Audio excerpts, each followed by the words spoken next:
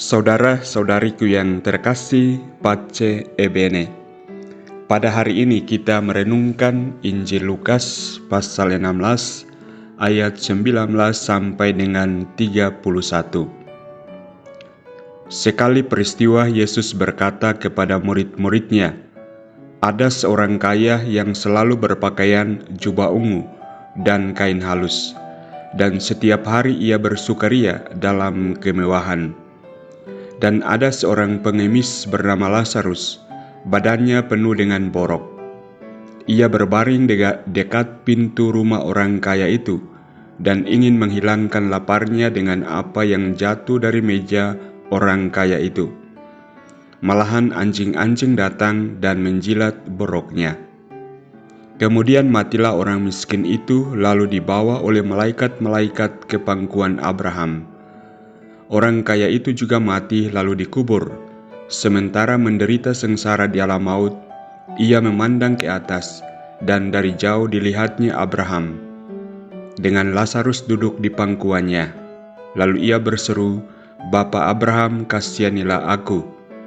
Suruhlah Lazarus mencelupkan ujung jarinya ke dalam air dan menyejukkan lidahku, sebab aku sangat kesakitan dalam nyala api ini.' Tetapi Abraham berkata, 'Anakku, ingatlah, engkau telah menerima segala yang baik semasa hidupmu, sedangkan Lazarus segala yang buruk. Sekarang ia mendapat hiburan dan engkau sangat menderita. Selain daripada itu, di antara kami dan engkau terbentang jurang yang tak terseberangi, sehingga mereka yang mau pergi dari sini kepadamu ataupun mereka yang mau datang dari situ kepada kami tidak dapat menyeberang.'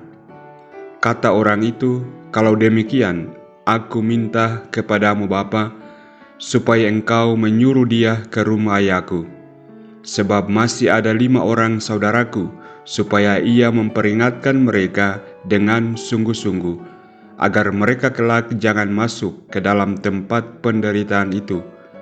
Tetapi kata Abraham, 'Ada pada mereka kesaksian Musa dan para nabi. Baiklah mereka mendengarkan kesaksian itu.' Jawab orang itu, 'Tidak, Bapa Abraham. Tetapi jika ada seorang yang datang dari antara orang mati kepada mereka, mereka akan bertobat.' Kata Abraham kepadanya, 'Jika mereka tidak mendengarkan kesaksian Musa dan para nabi, mereka tidak juga akan mau diyakinkan, sekalipun oleh seorang yang bangkit dari antara orang mati.'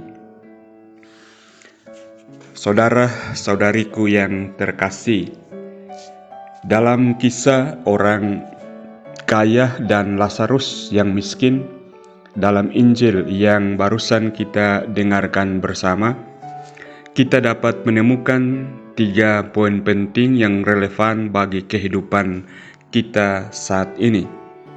Yang pertama, kesadaran akan keadaan akhirat, keadaan kehidupan setelah kematian.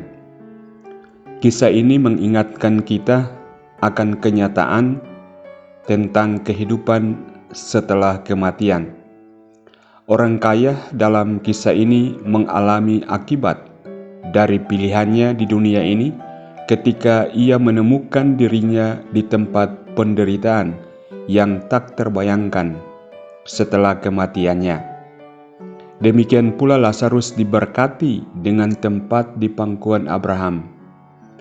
Hal ini menegaskan pentingnya kita mempersiapkan diri kita untuk kehidupan setelah kematian kita di dunia ini, bukan hanya fokus pada kesenangan dunia semata. Masa Prapaskah adalah waktu yang tepat bagi kita untuk merenungkan keadaan kita setelah kematian itu dan mempertimbangkan cara kita hidup saat ini. Hal yang kedua, belas kasihan dan kepedulian.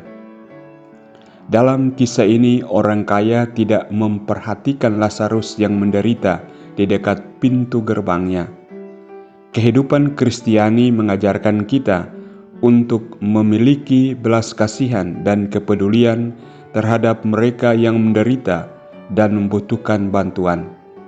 Hal ini mencerminkan sikap Kristus yang penuh kasih kepada orang-orang yang terpinggirkan dan terlupakan.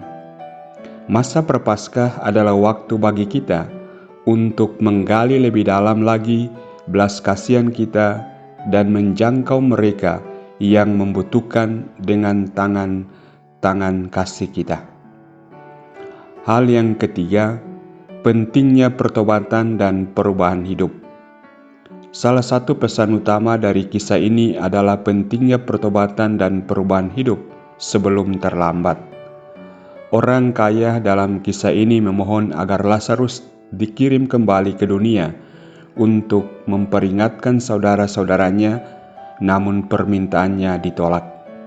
Kehidupan Kristiani menyerukan kita untuk bertobat dan hidup sesuai dengan kehendak Allah sebelum terlambat. Masa Prapaskah adalah saat yang tepat bagi kita untuk meninjau kembali kehidupan kita, bertobat dari dosa-dosa kita, dan mengarahkan hidup kita kembali kepada Allah dengan sungguh-sungguh. Saudara-saudariku yang terkasih, dengan merenungkan dan menghayati 3 poin penting ini, kita dapat menggunakan masa Prapaskah ini sebagai kesempatan untuk mendalami iman kita, memperdalam hubungan kita dengan Allah, dan mempersiapkan hati kita untuk merayakan Paskah dengan penuh kegembiraan dan kesadaran akan kehadiran Kristus dalam hidup kita. Tuhan memberkatimu.